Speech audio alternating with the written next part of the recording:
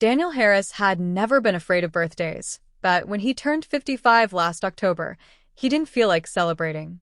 There was no party, no cake, no phone full of invitations from friends.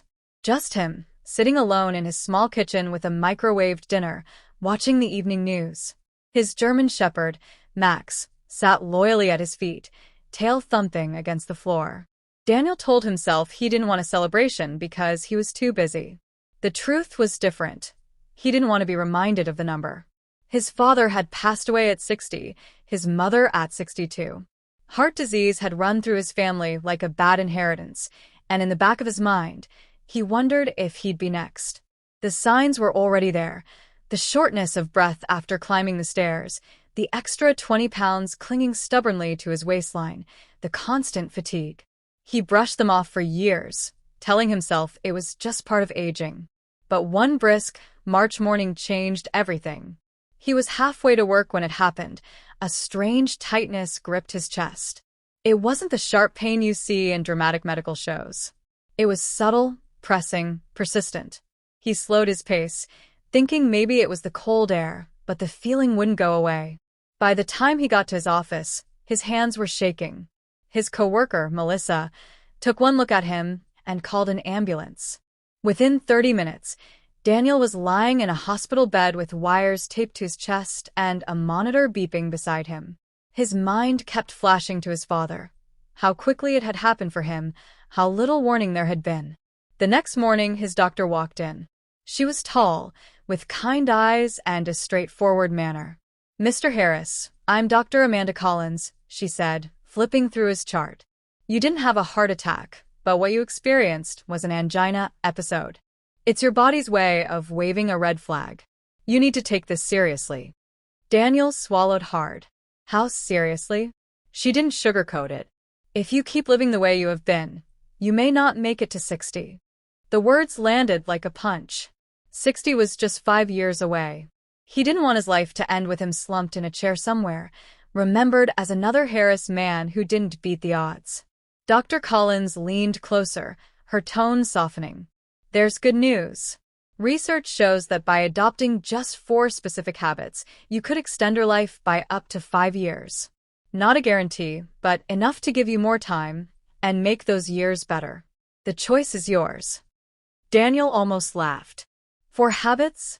That sounds like something you'd read on one of those health blogs. "Except this isn't a headline," she replied. "It's backed by solid research." He hesitated. "All right, what are they?" She smiled faintly. "Let's talk about them one by one. And you'll see they're simpler than you think." Daniel wasn't convinced, but lying in that hospital bed, he realized he didn't have the luxury of ignoring her.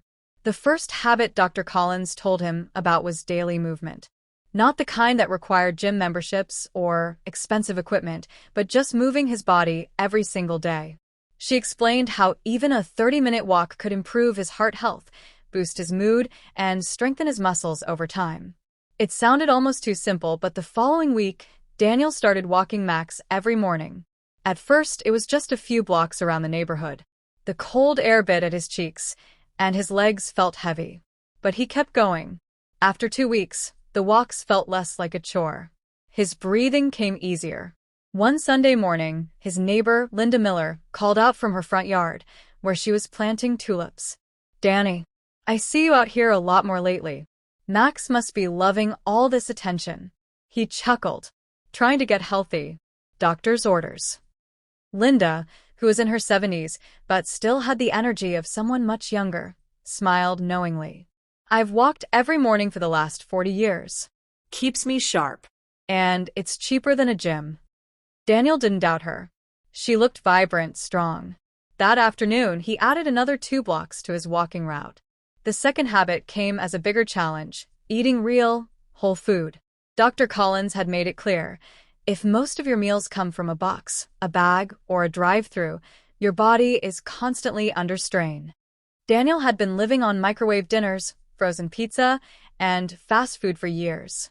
Cooking for one felt pointless. But she pushed him to try making just one home-cooked meal a day with real ingredients. He started small, scrambled eggs with spinach and mushrooms for breakfast. Then he tried grilled chicken with roasted vegetables for dinner. It wasn't gourmet, but it was fresh. To his surprise, after a couple of weeks, the vending machine at work didn't tempt him as much. One Saturday, while picking up groceries, he ran into an old college friend, Mark Thompson. They hadn't seen each other in years.